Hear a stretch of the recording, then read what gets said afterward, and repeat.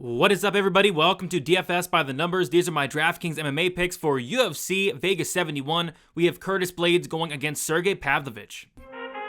I need all the wins, yeah. All that and all that is. You better move, you might get knocked out. Knocked out. You better move, you might get knocked out. Knocked out. You better move, you might get knocked out. Knocked out. And we are back for another DraftKings MMA picks video this week, breaking down UFC Vegas 71, a 12-fight card. And yeah, I actually really like this card from a DraftKings perspective. I think there's going to be a lot of finishes, and I think those finishes are going to lead to some pretty big scores. Overall, pretty good card here at the Apex. Can't wait to break it all down. Before we do so, a couple things. If you guys could please leave a like on the video, subscribe to the channel. I do appreciate that a ton. Working my way to get 20K subscribers, hopefully in the very near future. Other than that, if you want to support me more, be sure to check out dfsbythenumbers.com. Lots of stuff on there that you don't see on YouTube. All the stats, targets, projections, rankings, lineup percentages, articles, lots of stuff on there. The optimizer as well. So be sure to check that out. And yeah, other than that, be sure to check out Underdog Fantasy. Sign up with promo code DFSBTN for a 100% deposit bonus up to $100. I'll be going over my favorite play later in the video. So yeah, be sure to check that out. I think I'm 4 for 4 thus far on those favorite plays. So hopefully make it 5 for 5. We'll talk about that in a little bit. But yeah, guys, looking forward to this card. We're going to kick it off with the fight doesn't go to decision lines. And up top, we have Curtis Blades, Sergey Pavlovich. Fight doesn't go to decision, sitting at minus 900. On some books, I even saw it at minus 1,000 or greater, and I think it's pretty safe to say that this fight is going to finish inside the distance, and I think it finishes pretty early as well, and I think this is a fight that is going to be having to have a ton of ownership, at least from me. I'm going to be 100% owned on it, and I think it should be probably 100% owned. I mean, you got Curtis Blades sitting here at 8,800, Sergey Pavlovich 7,400. I think if Curtis Blades wins this fight, you can expect takedowns, you can expect an early finish, and I think if Sergey Pavlovich wins this fight, I think it's in the very first round by knockout. So yeah, absolutely a fight that is going to be targeted here, and absolutely a fight that I do think finishes inside the distance. Next, we have Junior Tafa going against Muhammad Usman. I think this is a very ugly fight. I'm not excited about this fight, but at these price tags, I think it's borderline, like you got to play it. You have Muhammad Usman, who is sitting at 8,000. You have Junior Tafa sitting at 8,200. Like if Tafa wins, it's probably a first-round knockout. And if Muhammad Usman wins, it probably means that he was able to take down Tafa across 3 rounds, potentially getting a late finish. So at these price tags, 8,000 and 8,200, I think the winner of this fight is going to score good. Just, striker versus grappler matchup. Tafa being the much better striker here. Muhammad Usman being the guy that is going to have that wrestling upside. I think it's another great fight to target here at these price tags. So going to have a lot of this fight. I'm not a big fan of the fight, but I think it's very important from a DraftKings perspective. Next, we have a very fun fight. Karina Silva going against Priscilla Cachoeira. We have a minus 200. Fight doesn't go to decision. And yeah, I think this fight has a pretty good chance of finishing. Silva's only been the distance once in like almost 20 fights. I think this is a Silva early or Cachoeira late type situation. If Silva gets this fight down to the mat, I think she's going to get a pretty early sub here. I think her ground game's on another level compared to Priscilla Cachoeira, who's been subbed twice in the UFC. And then if Cachoeira is able to either A, stuff the takedowns, or B, get this fight to that second round, to that third round, I think she's very live for a late finish. So yeah, another fight I really want to target here. All these 4 fights right here on the screen are going to be fights I'm very heavily invested in. And then finally, Danaa Bakary going against Brady Hiestand. Another striker versus grappler matchup. We have 4 on here, and I think all 4 of these honestly finish inside the distance. More often than not. We have Danaa Bakary. He is sitting at 8,700, and then Brady Hiestand sitting at 7,500. So I'm personally on the Danaa side. I think Danaa is going to come out here and get the knockout, and probably early as well. But it's really hard to ignore the upside that Brady Hiestand brings to the table. Like if Brady Hiestand pulls off this upset at 7,500, I honestly think not only he puts up a big score, but I think if in a win, I think if Brady wins this fight, he puts up probably the biggest score on the slate just because of his style. He's going to go out there. He's going to wrestle nonstop. I mean, he's not going to want to strike with Danaa Bakary. So another fight that I'm going to be very heavily invested in. I'm personally on the Danaa side, but you cannot ignore the upside that Brady does bring to the table. All right, getting into our core plays here. Montel Jackson, 9,700. So I'm looking up in this top range, and there's just not a lot of, fighters I love. Like, Bobby Green. I like Bobby Green to win the fight quite a bit. I'm not too sure about his upside. Lasman Lucindo, 9,500. I think she wins the fight. I'm pretty confident she wins the fight, but I'm not sure about her upside. Montel Jackson, he is the biggest favorite on the card, and I actually think he has a ton of upside here at 9,700. So Typically, I wouldn't really run to play somebody at 9,700, really anybody.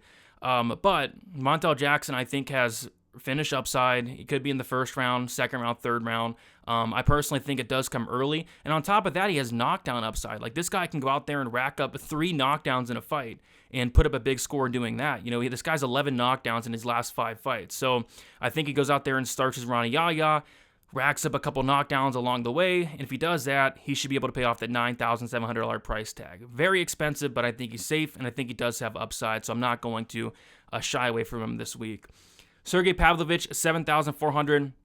Yeah, core play here just because of the price. So this is a main event where I'm going to be about 50-50. My goal is to get 50% Blades, 50% Pavlovich, because I think it's a 50-50 fight. I think it all comes down to whether Curtis Blades gets the takedown before Sergey Pavlovich lands that big shot. I think both outcomes are on the table. Pavlovich, obviously, if he wins, I think it's a first-round knockout. And at 9,400, with a first-round knockout, you're making the optimal lineup. But we will definitely be talking about Curtis Blades as well. I think this is a main event you're going to want to absolutely target, and I'll have 100% of it. Like I said, I'm aiming for 50-50 at both, 50% Pavlovich, 50% Blades, hoping one guy goes out there and puts up a massive score, which I think is very likely this week. Donat Baccarel, 8,700. I think he has knockout upside. I think at some point this fight is going to be at range. It's going to be on the feet. And when it's on the feet, Brady Hiestand is just a liability on the feet at this point. You know, he's getting dropped by Ricky Turcios. He's getting dropped by Fernie Garcia. And Donat Baccarel hits harder than Fernie Garcia and Ricky Turcios combined. I mean, Donat Baccarel has a ton of power. 3 wins in the UFC, all 3 of them by knockout, all 3 of them by first-round knockouts. And that's kind of what I'm predicting here. I think Donat Baccarel gets the first-round knockout. And then Karine Silva at 9,100, another fighter with first-round upside. This is a fighter that doesn't typically get out of that first round. She's very, very dangerous early. I do have concerns about her gas tank. I do have concerns if this fight gets to that second round. But, you know, if she gets on top of Cachoeira, she's going to have a very, very good chance to finish this fight by submission. You know, Cachoeira, her ground game's not great, and Karine Silva, she's very dangerous on the mat. So give me that first-round upside of Karine Silva at 9,100. I think if she does win, it's in the first round. I think all 4 of these have very good opportunities to win this fight. Not only win this fight, but win it in the first round. I think that's all 4 of these guys win condition here, guys and girl. All right, moving on to our GPP play here, our tournament plays. We have Lasman Lucindo, 9,500. Yeah, I think she has some solid upside here at 9,500 if she's able to mix in the takedowns. If this fight is a fight that takes place on the feet for 15 minutes, she probably doesn't score well. But we did see Juliana Miller go out there against Brogan Walker in her last fight. Brogan Walker stuffed no takedowns. She was 0 for 4 in terms of stuffing those takedowns, showing a 0% takedown defense. So in theory, Lasman Lucindo should go out there, take this fight down to the mat, and when she does get on top, she has really good ground and pound. She's dangerous, and I think she could potentially finish the fight here. So I don't mind some Lasman Lucindo, 9,500. I do think she has some sneaky upside and some takedown upside as well if she does choose that path, and I think she does here.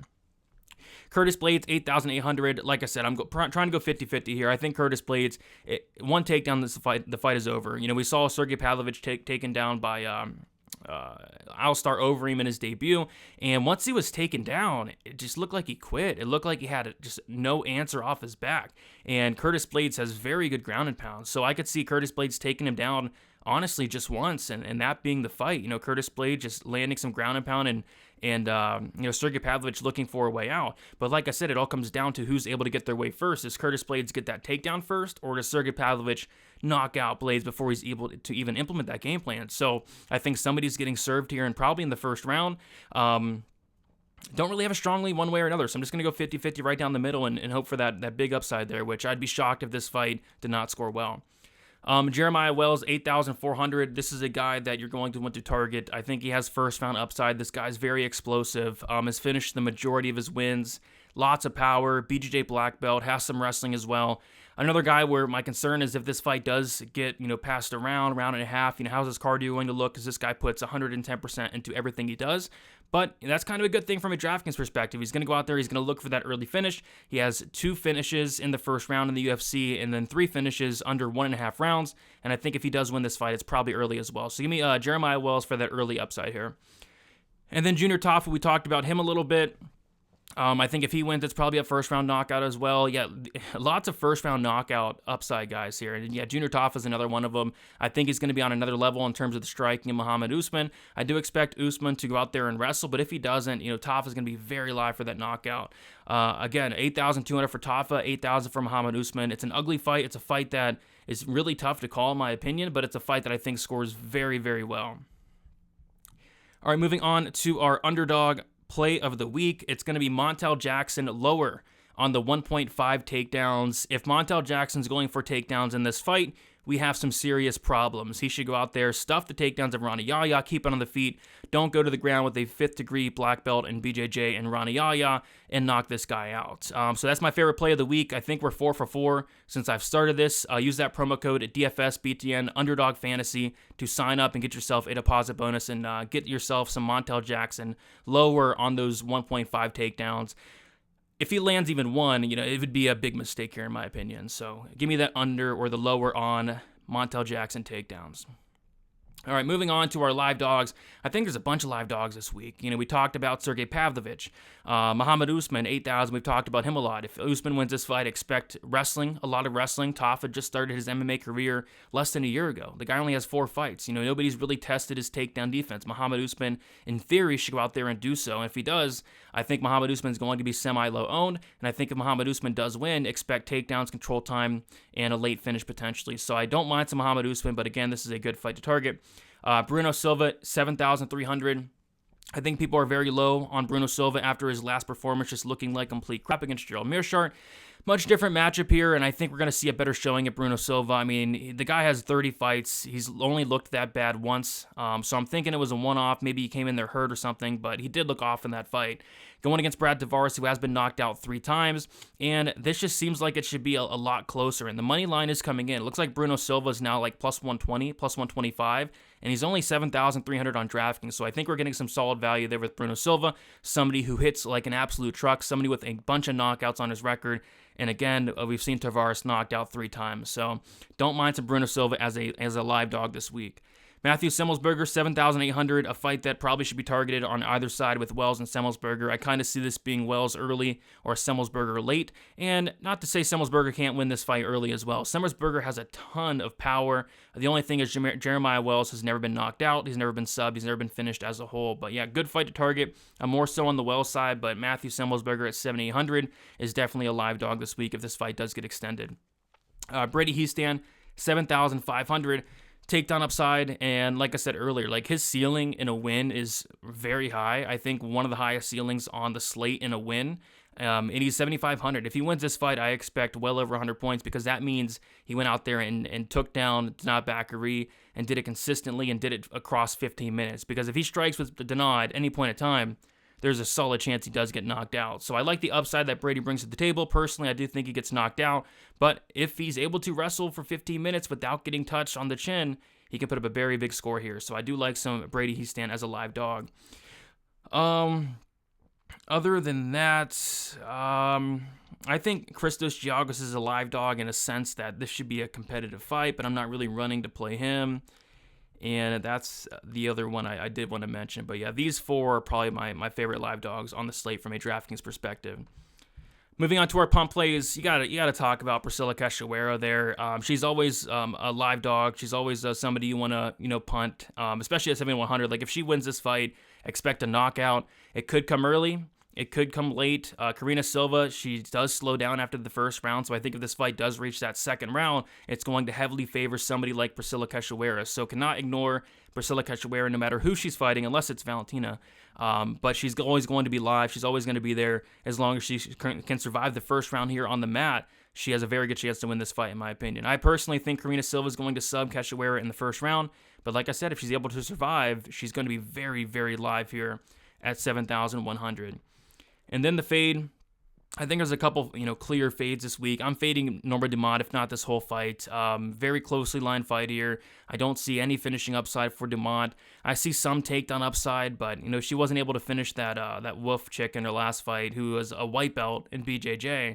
I don't think she's finishing Carol Hosa in this matchup. So I think it goes to decision. I think it's a competitive fight. And at 8,300 on a slate where I think there's a lot of finishes, I just can't get to Norma Dumont this week. But yep, we did it. Went through everything here. I think it's a really good DraftKings slate. I think we're going to get a lot of finishes, a lot of high scores, and I think it's going to be a fun slate overall, as long as we're able to keep all these fights and no fights get canceled, especially after lock. That'd be very nice. But thank you all for watching. If you guys have not yet, smash the like button. I do appreciate that. Subscribe to the channel. I'll be going live Friday, also Saturday as well for best bets, so be sure to tune into those. Check out Underdog Fantasy. Use that promo code DFSBTN. Hit that Montel Jackson under on the takedowns. And other than that, best of luck for UFC Vegas 71. We'll talk to you guys very soon. See you.